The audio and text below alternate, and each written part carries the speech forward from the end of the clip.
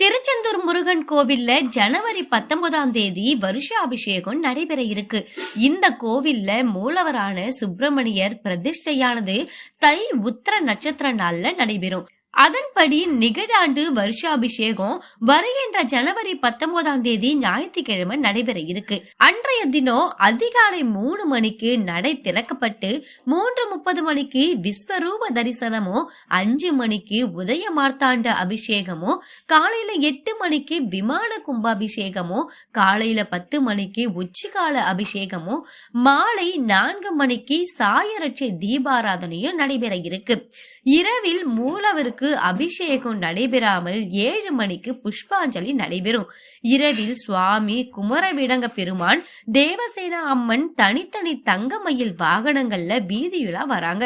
புஷ்பாஞ்சலிக்காக அழகும் மனமுள்ள மலர்களையும் அன்றைய தினம் பிற்பகல் 2 மணிக்கு முன்பாக கோவிலின் உள்துறை கண்காணிப்பாளரிடம் பக்தர்கள் வழங்கலாம் அப்படின்னு திருக்கோவில் நிர்வாகத்தின் மூலமா அறிவிப்பு வெளியிட்டிருக்காங்க. வெற்றிவேல் முருகனுக்கு